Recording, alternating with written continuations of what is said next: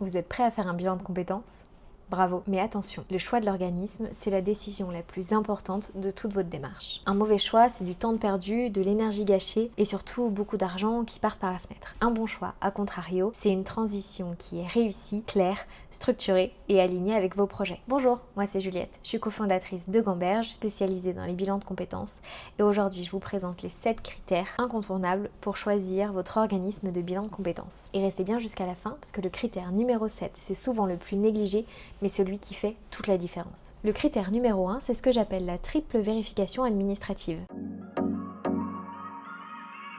La première vérification, c'est la certification Calliope. Calliope, c'est un peu le label qualité pour tout ce qui va être formation et bilan de compétences et c'est assez important que l'organisme que vous choisissez ait cette certification. La première des raisons, c'est parce que Calliope veut souvent dire gage de qualité. Pas tout le temps le cas, mais c'est souvent. Et la deuxième chose, et c'est ce qui m'emmène vers mon deuxième point, c'est que sans Calliope, il n'y a tout simplement pas de financement CPF. Une fois qu'on vérifie qu'ils sont Calliope, et ben on vérifie qu'ils sont CPF. Donc là, il y a deux manières. Soit vous échangez directement avec l'organisme et ils vont vous donner leur lien CPF, soit vous les cherchez donc sur votre compte formation directement. Donc faut bien faire attention parce qu'ils séparent les bilans en distanciel des bilans en présentiel.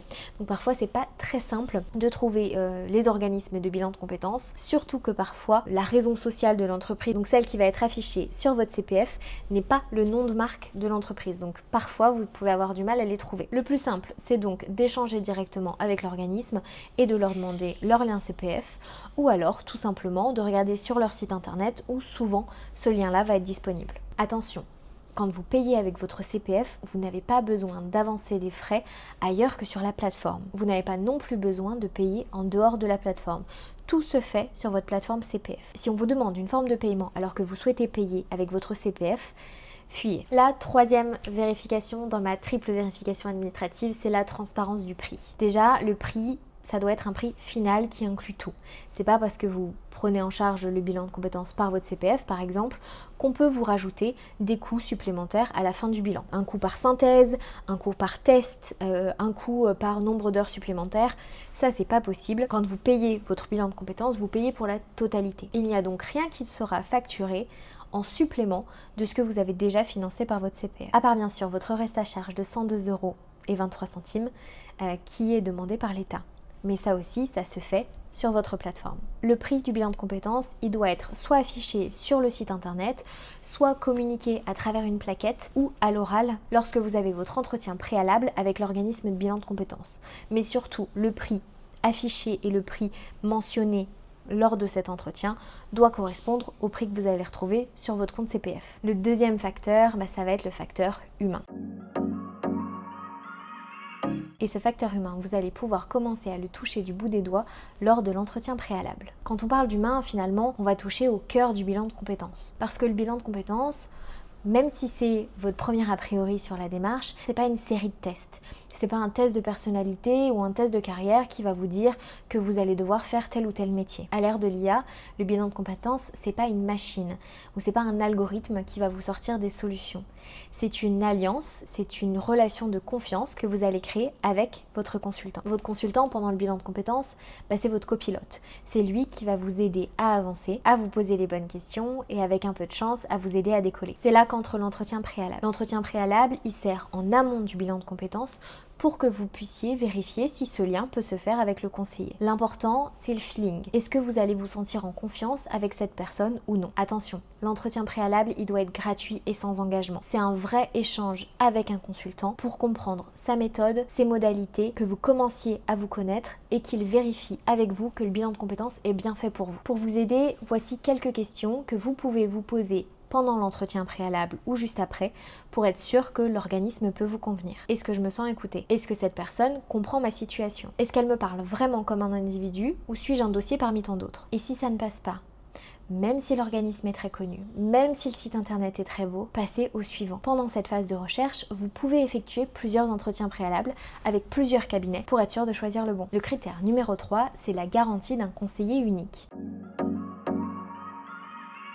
Un bon bilan, c'est une progression qui est continue. Et pour ça, vous devez garder le même interlocuteur du début à la fin. Certains grands groupes, certaines grandes marques vont découper le bilan avec un conseiller pour le diagnostic, un autre conseiller pour des tests, un autre encore pour la synthèse, ou Pire, parfois, ils vont proposer un seul conseiller pour un groupe de bénéficiaires ou vous faire travailler entre bénéficiaires sur des exercices sans forcément avoir un conseiller qui va valider tout ça. Chez Gamberge, à notre sens, c'est totalement improductif. Changer d'interlocuteur, c'est perdre du contexte, perdre les fils rouges, perdre la suite des idées et toutes les évolutions qu'on va voir de séance en séance. Changer d'interlocuteur, c'est perdre du contexte, du lien et surtout perdre de la profondeur. L'introspection, ça fonctionne si vous vous sentez en confiance de partager vos ressentis et vos réflexions, et ça fonctionne aussi uniquement si la personne qui vous accompagne, si votre consultant vous connaît vraiment. Donc pendant l'entretien préalable, pensez à demander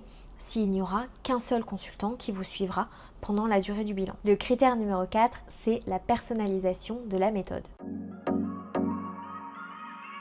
Un bilan de compétences, c'est jamais vraiment du copier-coller. Vous n'êtes ni une case dans un tableau Excel, ni un parcours totalement standardisé. Un bon organisme, ça doit adapter sa méthode à vous et pas l'inverse. Alors bien sûr, le bilan de compétences, c'est une méthode et un cadre qui restent le même pour chaque bilan.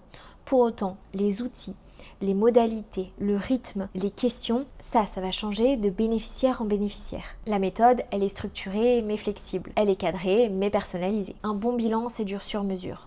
Pas une usine à bilan qui sont produits les uns après les autres. Le 5e critère, ça va être le format du bilan ou ce qu'on peut appeler les modalités. Donc ça peut être par exemple le lieu du bilan, la durée de celui-ci, le rythme entre les séances, etc. Si on prend par exemple le lieu du bilan, ça peut être soit en présentiel, soit en distanciel, soit en hybride. En soi, il n'y a pas de bon ou de mauvais format. Il y a vraiment celui qui correspond à vous, votre personnalité, votre besoin, vos contraintes et votre énergie. Chez Gamberge, on propose un format en distanciel, ce qui permet de pouvoir accompagner des personnes dans la France entière et puis ce qui vous permet également beaucoup plus de flexibilité dans votre agenda. Critère numéro 6, le suivi post-bilan. Beaucoup l'oublient, mais un bilan sérieux, ça s'arrête pas après la synthèse. Un organisme de qualité, il va vous proposer un entretien de suivi 3 à 6 mois après la fin du bilan de compétences. Pourquoi est-ce qu'on fait ça? Parce qu'en fait, 3 à 6 mois après le bilan de compétences, c'est le moment où vous allez commencer à déployer votre plan d'action. Et c'est donc aussi le moment où les choses, elles se jouent vraiment. Pas de suivi, finalement, c'est pas beaucoup d'engagement dans la réussite de votre projet. Pour finir, mon 7e critère, et qui selon moi est le plus important, c'est l'indépendance de l'organisme. Un bilan de compétences, ça doit être neutre.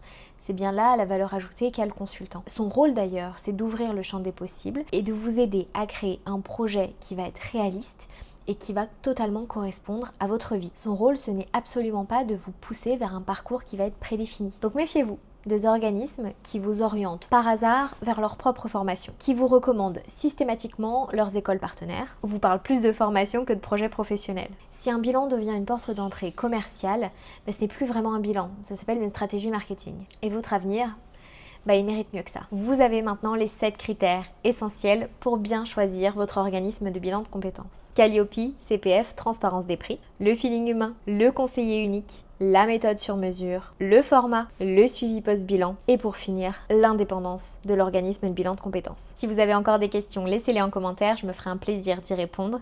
Si vous avez besoin de plus d'informations sur le bilan de compétences, je vous mets en barre d'infos le lien pour une vidéo qui s'appelle « Pourquoi faire un bilan de compétences ?» Et autrement, moi je vous retrouve pour la prochaine vidéo. Salut!